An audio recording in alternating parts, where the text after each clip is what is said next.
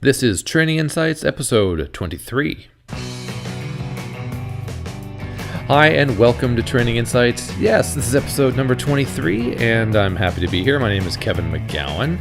As usual, this show is brought to you by Training Magazine. You can go to trainingmag.com. If you're a regular listener of the show, and of course you are, why wouldn't you be? You will remember a little while ago, episode 17, I interviewed a guy named Phil Geldart. He is the founder of Eagles Flight, training organization based in Guelph, Ontario. Frankly, we hit it off so well in that conversation, I wanted to follow up with him. So we got to emailing each other and came up with 3 topics that we wanted to discuss. So we've got a bit of a trilogy for you over the next couple of weeks, this being the first one. So we can kind of subtitle this now, the Phil and Kevin Show for now. But let's go off to Guelph. We're going to talk to Phil from Eagles Flight about how the HR cycle works and how you can really use the HR cycle to best benefit your whole organization. Sounds obvious, doesn't it? But it might not be. So please enjoy this conversation with Phil in Guelph, Ontario. And Phil Geldart, welcome back to Training Insights. Thank you, Kevin. It's a pleasure to talk to you again, and I know this is going to be the first part of kind of a little trilogy of episodes that we're going to be working on with you. Yep, that'll be fun. So how are things down in Guelph, Ontario?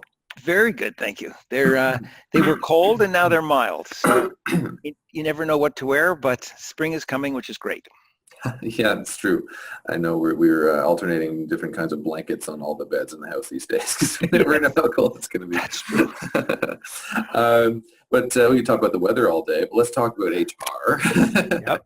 The first thing I wanted to ask you about for this great trilogy that we're doing, we can call it maybe the Phil and Kevin Show. Can we do that? Okay, sounds good.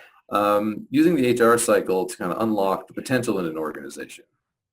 I know this is a field, one of the many fields that you've researched and managed over the course of your career at Eagles Flight. I wanted to ask how does that work? Well, maybe start with what is the HR cycle in your view? Okay. I think just one step back from that Sure. to give context, typically the HR function sees themselves as managing the people issues, which includes things like training and so on.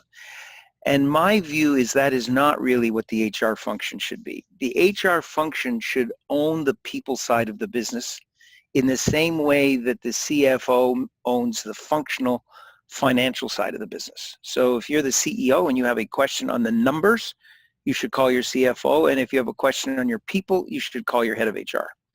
So if you think about that, you say, well, what then? I get what the CFO does. He kind of makes the company more profitable and pays attention to that. What does the equivalent on the HR side? And the critical issue is releasing the potential of the people, which is very different from managing the people. Because I think a human being, Kevin, has like fantastic potential. They can just do so much. And most organizations don't come anywhere close to getting the full potential of their workforce. And you see that in 2 or 3 things. Like right now, the whole issue of empowerment is a huge issue out in the marketplace. How do we empower our workforce? How do we get them engaged? You see it in folks that after work, they're members of the PTA or their church club, and they have all this energy that they're willing to give, and the organization doesn't get anywhere near all of that. So if you think of, I have great potential as a human being, and I'm willing to bring it to the company, because if the company prospers, I prosper, but I don't. It's just never fully harnessed. And I lay that directly at the feet of the HR department, because the HR folks should be saying, our job is to care for and cultivate this very precious resource called people, in the same way the CFO's job is to care for and cultivate a precious resource called capital. So that's really the distinction. To make that happen, I came up with the HR cycle diagram. So you sort of have to think, why do we have the cycle diagram? And if you're not careful, it looks like just another clever HR tool. But if you actually slip beneath the covers, you go, wait a minute, there is a reason why it is the way it is. Okay? Is that a help? That's super helpful, and I think it's interesting because how many people have you worked with, or have I worked with, over the course of our career as well.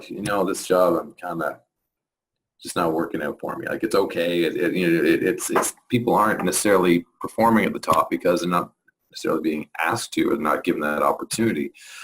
And you say it lies like kind of at the feet of the HR department. How much of it really relies on that individual as well? Well, it's a great question. So here's an interesting, and for your listeners, they can do this for themselves.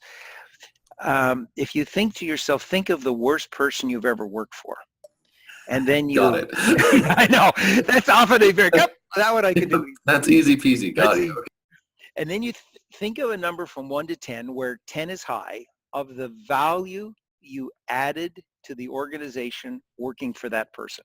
Mm-hmm. Now, not how hard you worked or how committed you were, but against your potential to contribute, what was the value? So think about that. Hold that number in your head. Just hold it. All right. My next question is, think of the best person you ever worked for. Yep. All right. Same question. What was the value you added working for that person? Give that a number from 1 to 10. And then subtract the two numbers. What's the difference? It'd be easy to say 10, but well, that's okay. But yeah, I mean, it was. But it's I see 8, your point. 9, 10. I mean, it's a. Now, sometimes, depending on your experience, and I tend to see the more senior people, the numbers tend to go up because they've had more leaders in their career. So you start in your career, well, the difference is 2 or 3, but on average, it's, let's say, 5. So you get 50% more value out of the same human being when I change their leader. It's mind-boggling. Because I come to work with, I'm the same guy, but I work for some guys who are not that competent and other guys who are brilliant. Yeah. But the brilliant guy got more out of me. It's still me. I don't come to work saying, I think I'm going to be substandard today. I'm bringing my best effort. I want to do well. Right. At the end of the year, I thought, well, he heard me, he challenged me, or she brought me forward in terms, listened to my ideas, and the company benefited. So even though the individual may want to contribute greatly, the capability of that person able to deliver is directly related to the ability of their leader. So you can't just say to folks, I don't think, within a company, the HR function needs to just pay attention to the person. They need to pay attention to the potential. Wow, that's interesting, because that leads me to saying, okay, then I better be paying a lot of attention to the leaders, because harnessing the leader's skill is how I get to the potential of the individual. So yes, I have to pay attention to the individual, but that's the wrong focus. The focus is the potential, and then I get both. How'd I do at explaining that? That's pretty good. Yeah. So it's not my fault, basically, is what you're saying. Well, it's not always your fault. I kid. But no, that is really interesting, because we have all worked for and with great leaders and okay leaders and bad ones over the course of a career. So the little math problem there actually was quite poignant for me. I can really see how that impacted your whole experience, because your leader is the filter through which you see the organization. Exactly. And so if your organization might be very positive, but if that leader isn't, for whatever reason, that kind of impacts everything. So how does an organization, how do you pick a good leader? Yep. Somebody who would fit that role and be able to do that. Because that's not a boring skill set. No. It's not like being left-handed or right-handed. That's something you have to really work on. Yeah. So I'm happy to give you the thoughts there. We're sort of off the cycle diagram, but if you're okay with that, I'll answer that question. Sure. I worked in a huge corporation once, and I had a chance to meet one of the very, very senior executives, and I was head of HR at the time. And I met this executive, and I said, we really need to start doing more leadership training. And he said to me, I don't understand that, Phil. Why? I said, well, because, leaders make a huge difference to getting the potential of the people. He said, well, we're a big company. Our leaders are just great. And I said, you're great. You're at the top of this giant pyramid. Yeah. But the rest of us don't know how to lead like you. He said, really? You mean you don't know how to do it? I said, no. And the rest of us don't. You have to teach us to do what you seem to do intuitively. He said, oh, okay, well, then we should do that. And it was fascinating for me because the question of whether leaders are sort of made or born, he had, and I think there were, and huge corporations, you see this more, he had an intuition around how do you care for people and how do you be sensitive and how do you lead and how do you be clear and so on. He had gifts that way. Now, he probably couldn't sit down and write a symphony or compose a piece of art because his gifts weren't in that area, but he did have this insight around what we would think of as sort of business and people. But they are very few and far between. So I do not think that an organization should look to hire these folks who seem to be innately gifted in leadership. But leadership is something which can be taught if you are willing.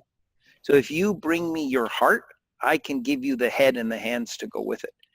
And I think the key thing, a little bit, I know you were joking when you said it's kind of not my fault.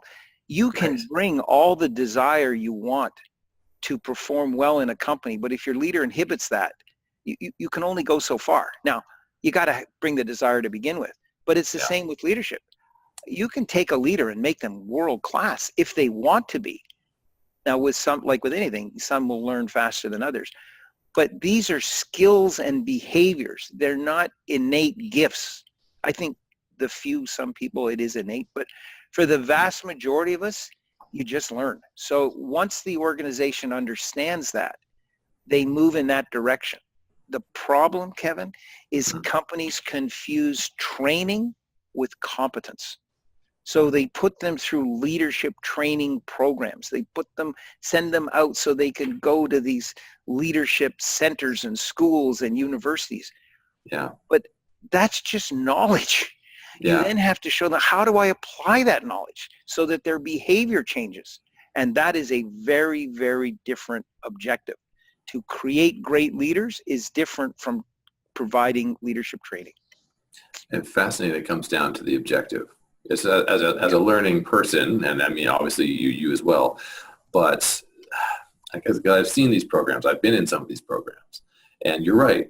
The goal is, by the end of this program, you will understand how to, blah, and you get your couple of objectives. You will lead more effectively. Your meetings will be run better, whatever. Yeah. But you're right. It's knowledge. It's not practice. It's not coming back to it over and over again and making sure that you are improving on the areas you can improve in. It's kind of a one-stop shop. Here's a textbook or a couple of articles. Now you're a great leader. It doesn't quite work like that. No. And if I'm a CEO, I'm saying, listen, I want that 50% potential. I've got Kevin working in my building or up in the field, and he's willing to give me 50% more than I'm getting from him at no additional cost to me. And I want that. So get me that, which has nothing to do with send my leader off to leadership training. It may be, a great CEO once said to me, I won't pay a penny for training, but boy, I'll pay a lot for the results of training. And I think that's kind of at the heart of this. Don't train the guy. Equip that person, guy, gal, whoever it is, equip that lady with the ability to release human potential, because that's where the value is to the shareholder. So that's kind of what the silver bullet is, I think. Nice. Well, I don't feel I could ask you a million more questions about this, but they're kind of leading into our next subject. So we'll maybe end this one for now. And we'll come back for part 2 of the Phil and Kevin show. All right. Well, it was nice to chat, Kevin, once again, and I look forward to talking to you later. Thanks so much. Okay. Bye now.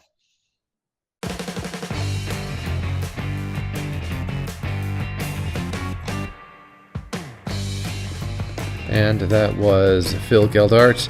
Thanks, Phil. I really appreciate you taking the time for part 1 of our 3-part series here on Training Insights. If you want to know more about Phil and his organization, you can go to eaglesflight.com. And if you have any questions, comments, suggestions, anything you'd like to say at all, please drop me a line. You can go to kevinmcgowan.ca and contact me through there. Thanks so much for listening. We'll see you next time.